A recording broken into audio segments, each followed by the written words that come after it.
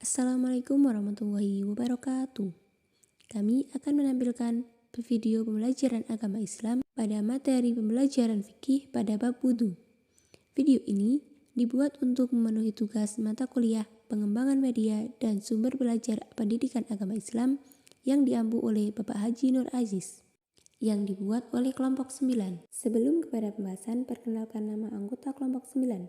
Ira Nurlail Isnani, Muhammad Aflah Nurhuda, Fikri Husni Fauzan, dan Rifsi Indrias. Dilanjut kepada pembahasan, apa itu wudu? Apa sih wudu itu?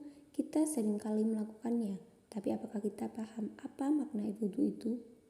Jadi, wudu menurut bahasa artinya bersih dan indah, sedangkan menurut syara, wudu berarti membersihkan anggota badan untuk menghilangkan hadas kecil. Untuk pengertian lebih luasnya, wudu adalah mengalirkan air dengan cara membasuh atau mengusap pada anggota tubuh tertentu dengan tujuan untuk menghilangkan hadas kecil sebagai salah satu syarat sahnya sholat, membaca Al-Quran, dan ibadah lain yang mewajibkan suci dari hadas kecil. Setelah kita mengetahui apa itu wudu, selanjutnya yaitu fardunya wudu. Yang pertama, niat. Gimana sih niat berwudu? Bismillahirrahmanirrahim.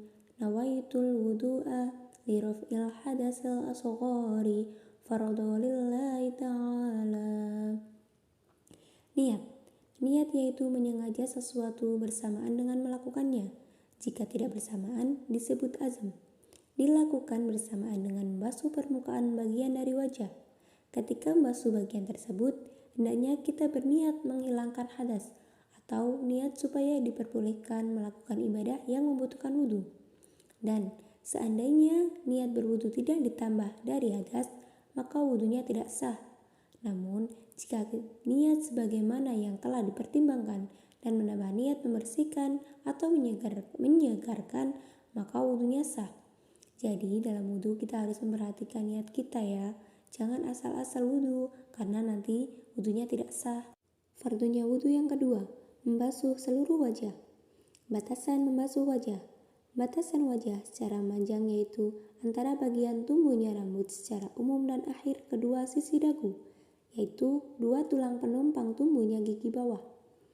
Lalu batasan secara melebar yaitu bagian antara kedua telinga. Lalu jika ada pertanyaan, lalu bagaimana jika pada wajah terdapat rambut yang tipis atau tebal? Jika pada wajah terdapat rambut tipis atau lebat, maka wajib membasuhnya beserta kulit di bawahnya. Maksudnya dari membasuh kulit di bawahnya, yaitu misalkan jenggot pada laki-laki yang lebat yang sekiranya lawan bicara tidak bisa melihat kulit dari sela-selanya, maka cukup membasuh bagian luarnya saja. Tapi ini berbeda dengan yang tipis. Sekiranya lawan bicara dapat melihat kulitnya, maka wajib membasuh hingga kulitnya. Dan berbeda juga dengan jenggot perempuan atau khunsa, maka wajib membasuhnya hingga kulit meskipun lebat. Dan wajib bersamaan membasuh wajah untuk membasuh bagian dari kepala, leher, dan bawah dagu. Fardunya wudu yang ketiga, membasuh kedua tangan sampai siku-siku. Ketika membasuh kedua tangan sampai siku-siku, maka wajib juga membasuh bulu, jari tambahan, dan kuku-kuku yang berada di kedua tangan. Begitu juga wajib menghilangkan kotoran-kotoran di bawah kuku yang dapat menghalangi air. Fardunya wudu yang keempat, mengusap sebagian kulit kepala atau sebagian rambut. Jadi, ketika mengusap sebagian kulit kepala atau sebagian rambut yang berada pada batasan kepala, tidak ditentukan hanya tangan untuk mengusap, tapi diperbolehkan menggunakan kain atau yang lainnya. Dan bila membasuh kepala sebagai ganti mengusap, maka diperbolehkan. Dan jika meletakkan tangan yang basah pada kepala tanpa menggerakkannya, juga diperbolehkan. Fardu wudu yang kelima, membasuh kedua kaki sampai mata kaki.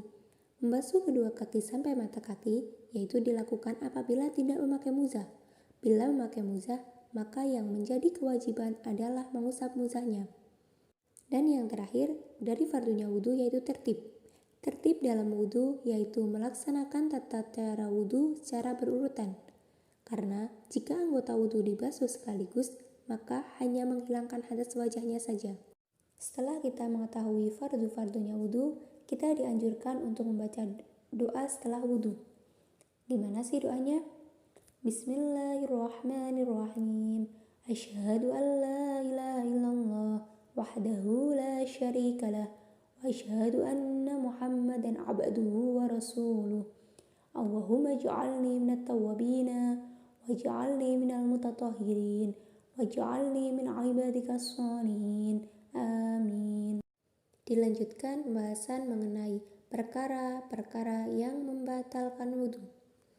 Perkara-perkara yang membatalkan wudhu ada 6. Yang pertama, keluarnya sesuatu dari 2 jalan, qubul dan dubur, seperti buang air kecil dan juga buang air besar, ataupun yang lainnya. Yang kedua, tidur tidak menetapkan duduknya pada bumi. Maka batal wudhu seseorang ketika tidur dengan duduk tanpa menetapkannya, atau tidur dengan berdiri atau terlentang meskipun menetapkannya. Yang ketiga, hilangnya kesadaran sebab mabuk, sakit, gila, dan yang lainnya. Jadi sudah jelas ketika seseorang hilang kesadaran karena mabuk, sakit, gila, dan yang lainnya, wudhunya batal. Yang keempat, bersentuhan kulit antara perempuan dan laki-laki yang bukan mahram. Dan yang dimaksud mahram yaitu orang yang haram dinikahi karena hubungan nasab, sepersusuan, atau kekeluargaan melalui perkawinan dengan bersentuhan tanpa penghalang. Yang kelima, menyentuh kemaluan manusia dengan telapak tangan bagian dalam, baik milik sendiri atau orang lain, dan juga baik laki-laki ataupun perempuan, hidup atau mati. Dan yang keenam, menyentuh lingkaran dubur. Setelah kita tahu apa itu wudhu, bab fardu-fardunya wudhu, dan perkara-perkara yang membatalkan wudhu, kita sebagai umat Islam yang setiap harinya melakukan sholat yang mewajibkan untuk berwudhu, kita jadi harus benar-benar tahu apakah wudhu kita sah atau tidak. Karena apa? Karena ketika wudhunya seseorang tidak sah, maka sholatnya tidak sah. Ketika wudhunya seseorang tidak sah, maka tidak diperbolehkan melakukan ibadah yang berkaitan dengan wudhu. Mungkin cukup sekian video pembelajaran pendidikan agama Islam pada materi fikih pada bab wudhu. Wassalamualaikum warahmatullahi wabarakatuh.